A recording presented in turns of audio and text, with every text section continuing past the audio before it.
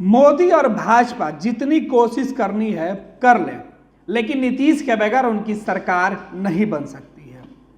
एक तरफ बीजेपी ने कहा कि नीतीश के साथ कोई गठबंधन नहीं होगा, तो नीतीश कुमार कह रहे हैं कि इस बार मर जाना कबूल है, लेकिन बीजेपी के साथ नहीं जाना है। तो दूसरी तरफ ललन सिंह कह रहे हैं कि भाजपा जितनी कोशिश करना है कर ले, उसके बगैर सरकार तो बन ही नहीं सकता। दरअसल नागालैंड में विधानसभा के चुनाव होने हैं और नागालैंड में चुनाव के ठीक पहले प्रचार करने के लिए ललन सिंह पहुंचे थे। ललन सिंह जेडीयू के उम्मीदवार के लिए प्रचार कर रहे हैं। हालांकि अब तक नॉमिनेशन नहीं हुआ, लेकिन जेडीयू के उम्मीदवारों के लिए, जेडीयू के पक्ष में फिजा बनाने के लिए, गोलबंदी करने के लिए लोगों को ललन सिंह एक कार्यक्रम में शामिल हुए, प्रचार के कार्यक्रम में शामिल हुए। जेडीयू नेताओं को संबोधित कर रहे थे और उन्होंने इस मौके पर साफ कर दिया कि नागालैंड के अंदर बिना नीतीश कुमार के सहमति के, बिना नीतीश कुमार के सहायता के कोई सरकार नहीं बना सकता। यानी जेडीयू जब तक किसी भी दल को समर्थन नहीं देगी, उनकी सरकार नहीं बनेगी। जेडीयू नागालैंड में चुनाव लड़ने जा रही है, राष्ट्रीय जनता दल भी चुनाव लड़ रही है। जेडीयू भी अपनी पार्टी को राष्ट्रीय पार्टी बनाने के लिए कई राज्यों में पिछले कई सालों से चुनाव लड़ते आ रही है। नागालैंड में चुनाव इसके पहले जेडीयू लड़ी भी और जीती भी, लेकिन स्थिति यही रही कि भाजपा ने जेडीयू को कमजोर कर दिया, तोड़ दिया। अब एक बार फिर से नीतीश कुमार को लेकर ललन सिंह ने कहा कि नीतीश कुमार की जो छवि है, उनके जो काम करने का तरीका है, उन्होंने जिस तरीके से बिहार में गवर्नेंस और गवर्नमेंट दोनों को मजबूत किया है। उन्होंने कहा कि नीतीश कुमार ने बिहार के अंदर जिस तरीके से सरकार चलाई है, उसकी देश भर में चर्चा होती है और नागालैंड में जनता दल यूनाइटेड और नीतीश कुमार को पसंद करने वाले बहुत लोग हैं। नीतीश कुमार के ऊपर काफ़ी लोग भरोसा जता रहे हैं और यही वजह है कि नागालैंड में जेडीयू भारी संख्या में चुनाव जीतेगी और इस जीत का असर बनने वाली सरकार पर पड़ेगा। सरकार जो बनाना चाहे, लेकिन जेडीयू का समर्थन लेना बेहद जरूरी है। लेकिन देश भर में जेडीयू नीतीश कुमार के साथ मिलकर भाजपा का विरोध कर रही है।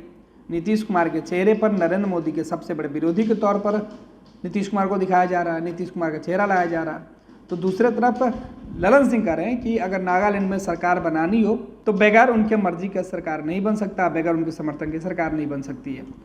ललन सिंह ने नागालैंड में सीधे तौर पर भाजपा और केंद्र सरकार को निशाने पर लिया है, बीजेपी को जमकर कोसा है और नरेंद्र मोदी को कहा है कि आखिर नागालैंड के लोगों से जो उन्होंने वादा किया था, क्या वह वादा पूरा हुआ?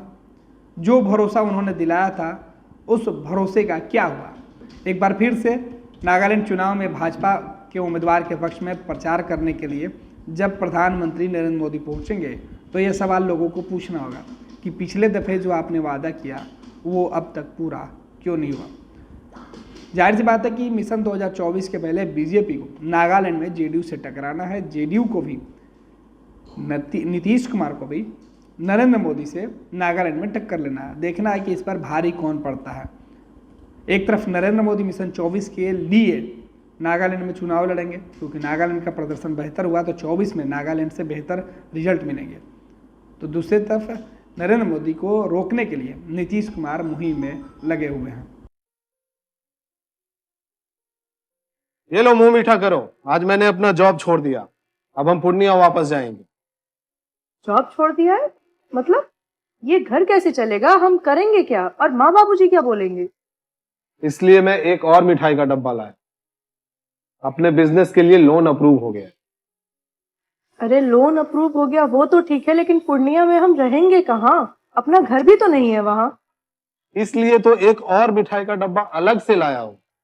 हमने पूर्णिया में घर ले लिया है, पूर्णिया के ई होम्स पैनोरमा में। पूर्णिया में पैनोरमा ग्रुप लेकर आए हैं ई होम्स पैनोरमा। बड़ा घर, आलीशान जिंदगी और अत्याधुनिक सुविधाओं के संग। अरे अरे, अब क्यों मुंह मीठा करवा रही हो? क्योंकि हम घर वापसी जो कर रहे हैं। घर वापसी की खुशी पूर्णिया में ई होम्स पैनोरमा के संग। E homes panorama, luxurious lifestyle redefined.